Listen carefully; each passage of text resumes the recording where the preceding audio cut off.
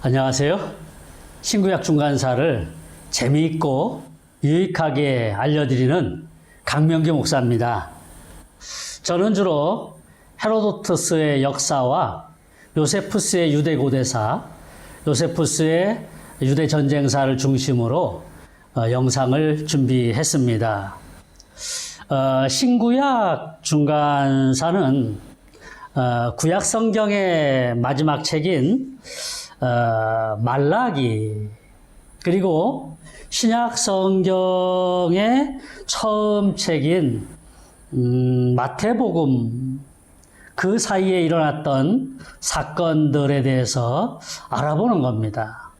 이 말라기서와 마태복음 사이에 일어났던 그런 사건들을 스토리텔링으로 그렇게 여러분하고 같이 좀 나눠보려고 합니다. 이 기간을 보통 400년이다라고 일반적으로 이야기를 합니다.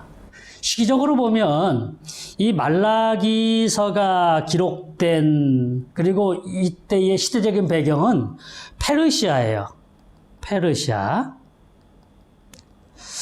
그런데 마태복음은 로마입니다. 그러니까 페르시아와 로마 사이의 그 사건들을 이제 기록을 해주고 있는데요. 세계 역사를 살펴보게 되면 아수르가 있고요. 그 다음에 바벨론이 되죠. 그리고 페르시아가 나오고 헬라가 나옵니다. 뭐 그리스라고 얘기도 하죠. 그리고 로마로 나와요. 이렇게 5대 제국인데요. 오늘 말라기서는 페르시아라고 얘기했습니다. 마태복음은 지금 로마라고 얘기했어요. 그런데 헬라가 지금 빠져 있는 거예요. 구약 성경을 보면 이제 아수르, 바벨론에 대해서 자세하게 나오지요. 물론 세계 역사에서도 나오지요. 그런데 이 말라기서와 마태복음 사이에 헬라가 존재하는데 헬라의 기록들이 성경에 없어요. 그래서 이 400년 기간에 존재했던 헬라에 대해서 좀 이렇게 살펴보려고 하는데요. 많은 분들이 이 400년 기간 동안에 하나님이 침묵하셨다라고 말씀을 하셔요. 그도 그럴 것이 말라기 선지자 이후에 선지자가 활동을 하지 않아요. 400년 동안. 그리고 아시다시피 신약성경 마태복음에 와서 세례 요한이 활동을 합니다.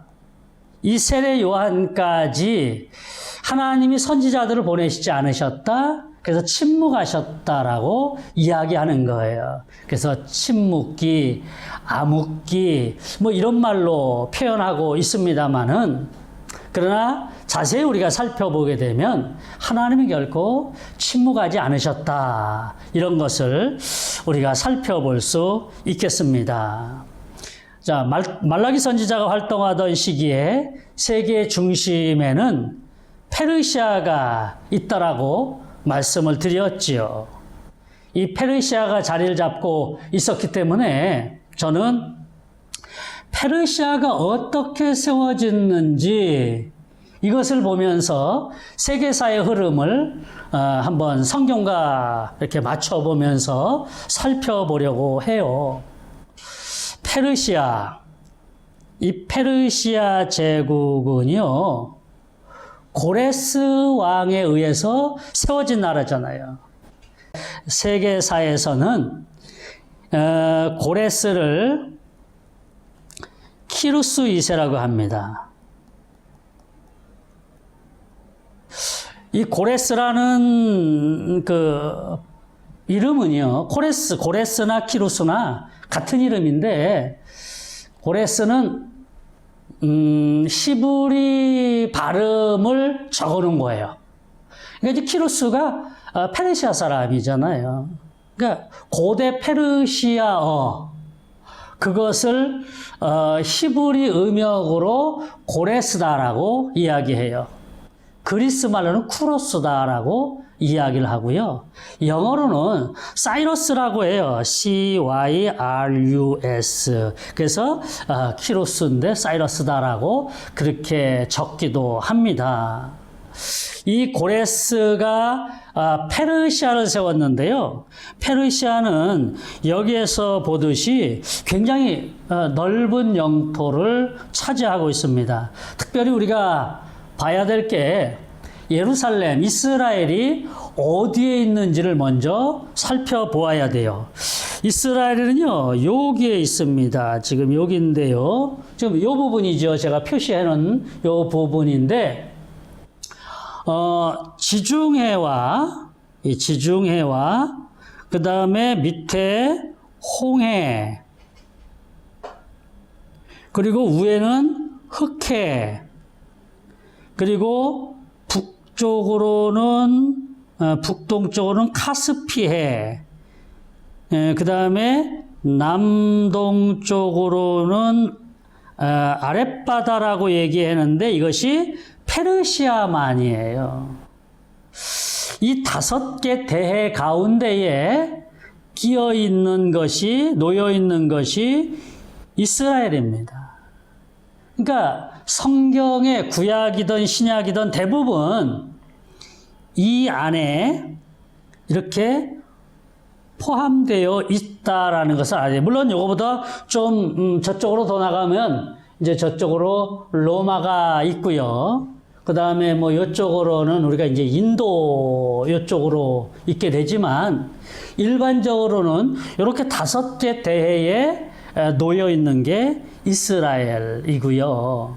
그 다음에 페르시아 영토가 여기 지금 광활한 파란색으로 놓여 있는 이것이 페르시아 제국입니다.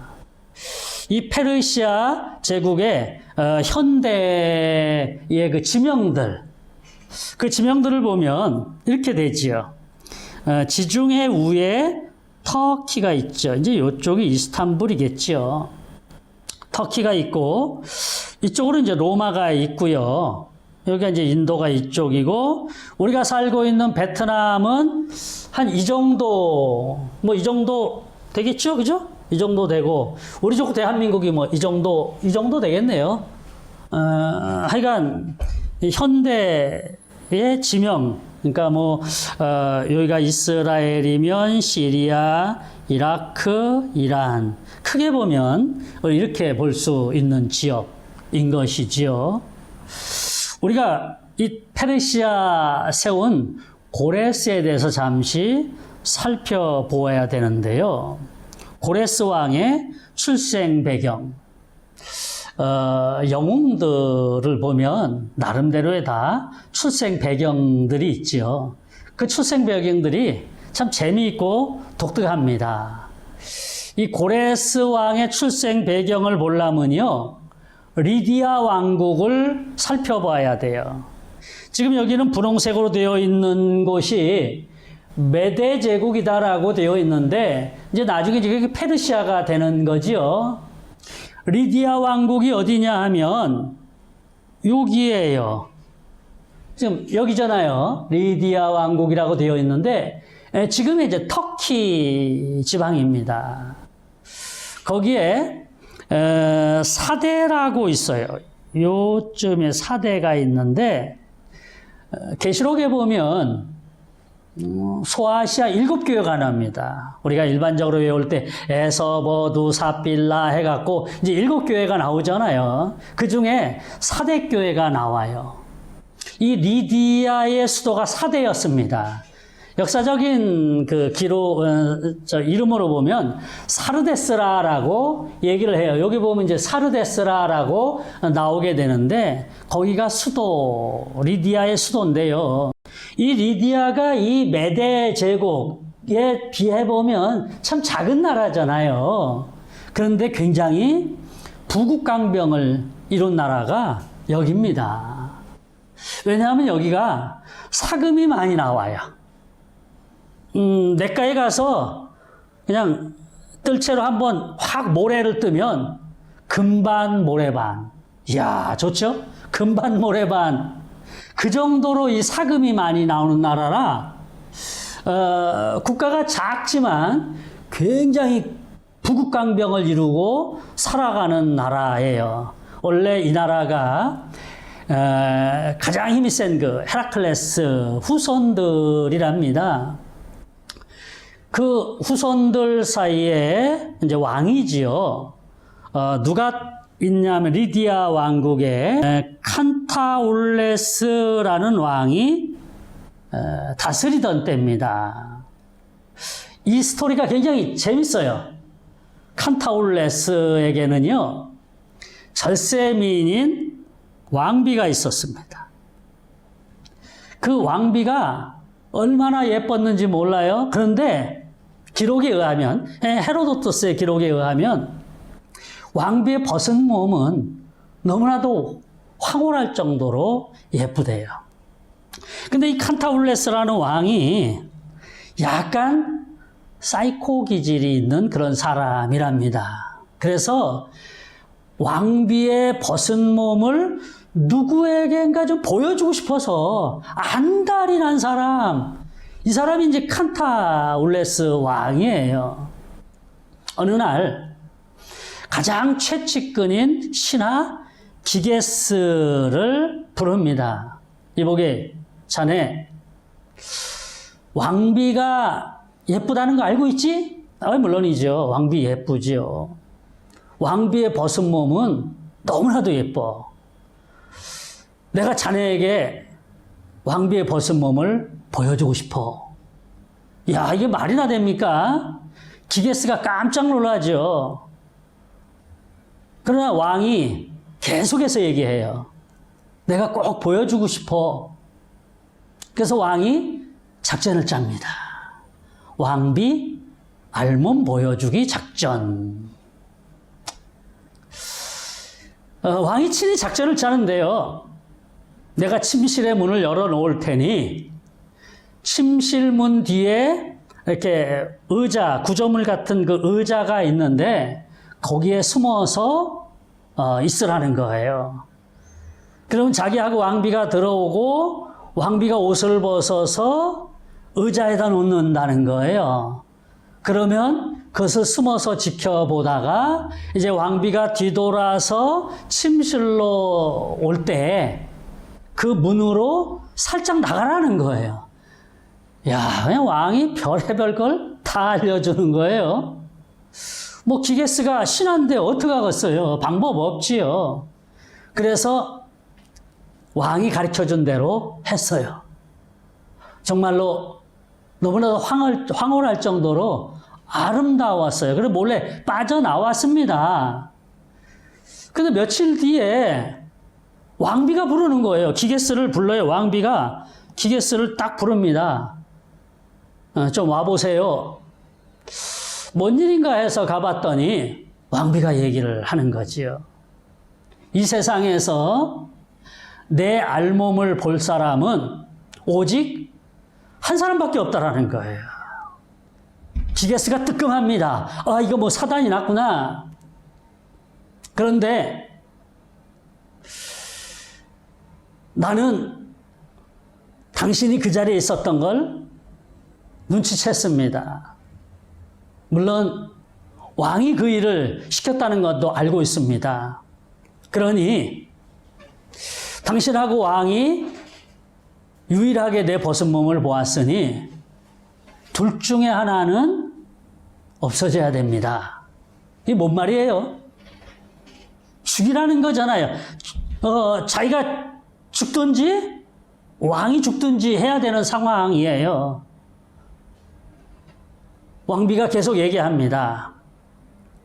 기게스, 당신이 죽든지 아니면 왕을 죽이든지 둘 중에 하나 하세요. 말하자면 죽일래 이제 이거 아니겠습니까? 그리고 또 왕비가 죽이는 방법까지 알려줘요. 왕은 자기 왕비의 벗은 몸을 보여주려고 작전까지 세우는데 왕비는 자기 남편 왕을 죽일 작전을 또 세웁니다. 그러고 이야기하죠. 지난번과 동일하게 칼을 가지고 문 뒤에 숨어 있으세요. 그리고 왕이 잠든 사이에 왕을 죽이면 됩니다. 참 쉽죠? 참 쉬워요. 그렇게 해서 이 칸타울레스 왕이 제거돼요. 그리고 기게스하고 왕비가 짝짝꿍 해가지고 결혼을 합니다. 이 결혼한 사이에서 계속해서 왕들이 태어나겠지요. 후손들이 태어나고 하는 건 아니겠습니까? 그러던 가운데 오랜 세월 후에 이 리디아 왕국의 공주가, 물론 이 후손들에서 태어난 공주죠. 이 공주가 이 메데 나라, 지도 봤죠?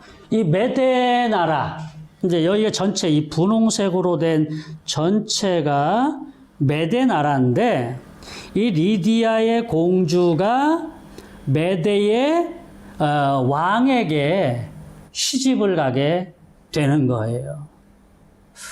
그 왕이 아스티아게스라는 왕입니다. 오늘은 여기까지 살펴보겠습니다. 다음 시간에는 고레스 왕이 태어난 것과 성장 배경, 그리고 메디아 정복과 리디아 정복, 이런 부분에 대해서 아주 재미있게 살펴보도록 하겠습니다. 감사합니다. 다음 시간에 또 뵙도록 하겠습니다.